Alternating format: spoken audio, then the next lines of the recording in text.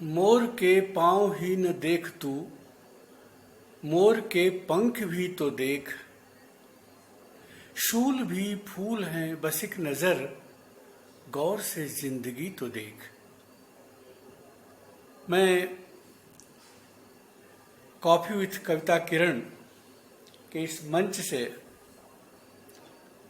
सबसे पहले तो कविता जी को धन्यवाद देता हूँ कि उन्होंने एक इस समय का जो सबसे बड़ा सामाजिक प्रश्न है उसको उठाया है। सामान्यतः कवि, रचनाकार सामाजिक पक्ष को उपेक्षित कर देते हैं, लेकिन कविता जी ने इस मुद्दे को उठाया और ये बहुत बड़ी बात है। अवसाद होता क्यों है? अवसाद तब होता है जब आप अपने को कछुआ की तरह अपने भीतर केंद्रित कर लेते हैं। हमारे मंदिरों की अगर अतीत को देखें तो उन मंदिरों में शिक्षा की व्यवस्था थी।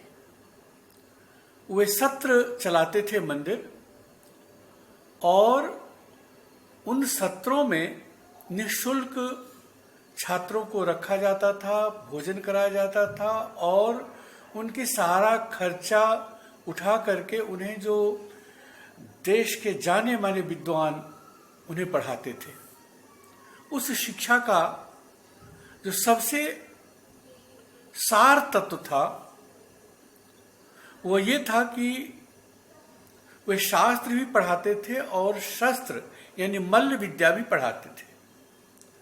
और सबसे पहला वो जो मंत्र होता था वो था सर्वे भवन्तु सुखिनः सर्वे सन्तु निरामया सर्वे भद्राणि पश्यन्तु मा कश्चित् दुःख भाग् भवेत्।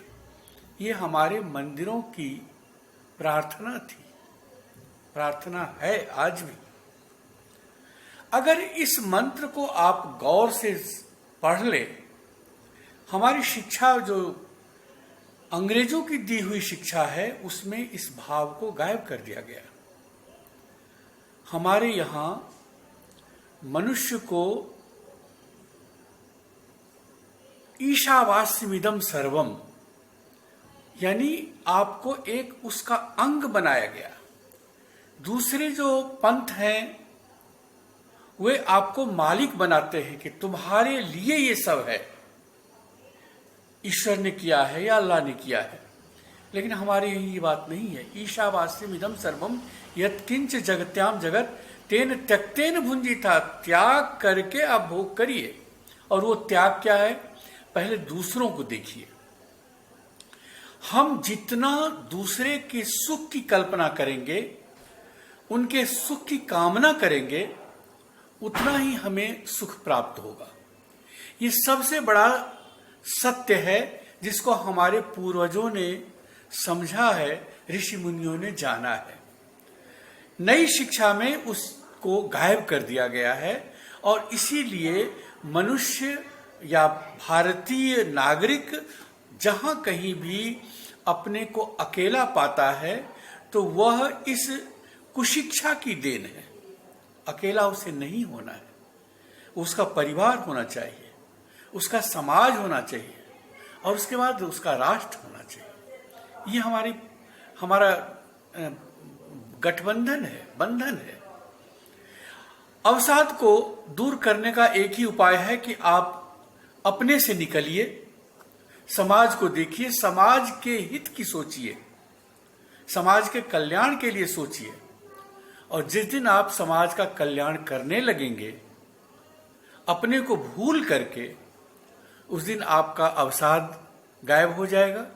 उस दिन आपको लगेगा कि हम पूरी दुनिया में एक सुखद मानसिकता में जी रहे हैं। जीवन बहुत ही सार्थक है, जीवन बहुत ही मंगलमय है। हमारा दुर्भाग्य है कि हमारे बच्चों को जिस तरह की कविता एनसीईआरटी वगैरह में पढ़ाई जाती है वो नकारात्मक कविता हमारे बच्चों को जिंदगी के प्रति जो एक आशावादी स्वर होना चाहिए उससे दूर करती है। मैंने इसीलिए कहा कि मोर के पांव ही न देख तू, मोर के पंख भी तो देख। पांव बहुत खराब होता है मयूर का, लेकिन उसका पंख उतने ही खूबसूरत होते हैं। जीवन भी एक मयूर का पक्षी है। मयूर के आप उसके पंखों की ओर देखिए, उसके पांव की तरफ मत देखिए। और वो देखने का तरीका ये है कि आप अपने से निकलिए, अपने इस दायरे से, 100 के दायरे से। जितना आप 100 में केंद्रित होंगे उतना ही आप दुखी होंगे, उतना ही आप अवसादग्रस्त होंगे। निकलिए उससे और समाज के लिए जितना भी आप कर सकें वो करिए, आपका अवसाद गायब हो जाएगा। मैं गारंटी के साथ कहता हूं, एक बार और जाल फेंक रे मछेरे, जाने किस मछली में बंधन की चाह हो। मैं फिर से एक बार कॉफी विथ कविता किरण के मंच को धन्यवाद देता हूं कि उसने आपके साथ बात करने का मुझे अवसर दिया। धन्यवाद।